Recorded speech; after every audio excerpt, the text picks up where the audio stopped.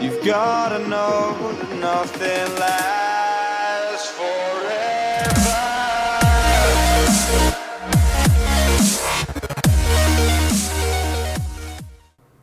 Hi guys, and welcome to the channel. If you're new here, then please thank you firstly for taking 5 minutes to view the video, and if you could hit the like and subscribe button, that would be fantastic, because we will be releasing more videos on various subjects to do with IT and things that specifically affect you guys as small business customers.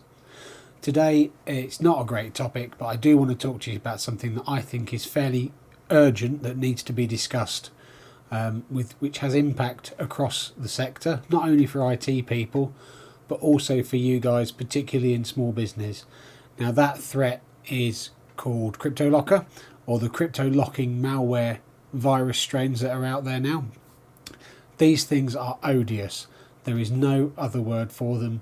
They are utterly devastating, and we need to put things in place fairly urgently in order to make sure that you guys don't fall victim to this, and if you do, then that we can recover your data.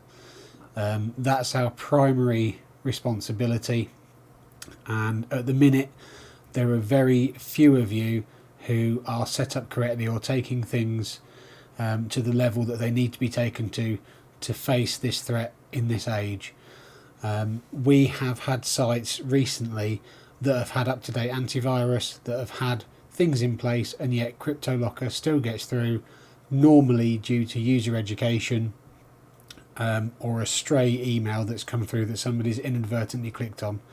So I'm going to break this video up into a series of probably 5 different videos on various things that we need to do in order to get your network up to scratch. Now, the Crypto Locker malware, for those of you that don't know, is something that comes into your system and it may sit dormant for some time. In that dormant period, it's actually messing up things like the backup, and it will start then to release a payload which will encrypt all the files that it can access. So if you have a user who gets infected that has global access across your system, it will encrypt every single file that it comes across. That encryption is very, very strong. It's based on PGP. Now, we rely on PGP encryption for other things such as WhatsApp encryption and secure messaging and secure communications. So the protocol that they're using is a commercial protocol that's freely available and open to abuse, but we rely on it for other things, so that's not going to change. What they do is they encrypt your files with this secure encryption algorithm. They store the private key which is required to decrypt these files on their server. So the only way you can get that key, theoretically, is to pay the ransom which they will display on one of your systems. At this point, your files are more or less gone, and we are completely and utterly reliant on the backup.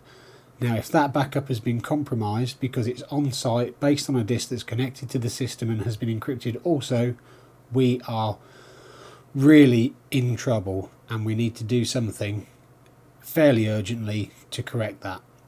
Now, I'm going to start by talking about backup in the first episode, which will be the next video, and we'll move on from there to cover various other topics and things like security on your network and user education and what we need to be teaching people and what things we need to be putting in place to counteract this threat.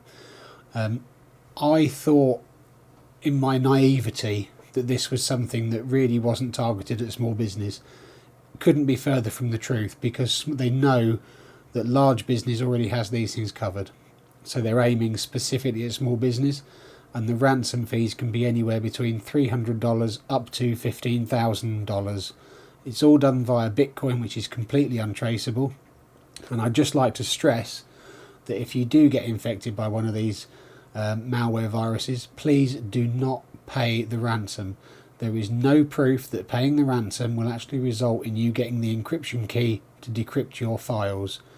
I've not been able to come across any documented cases where that's been the case.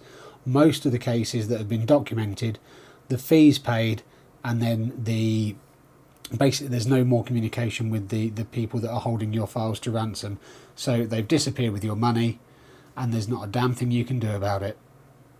Anyway, let's see how we can counteract it.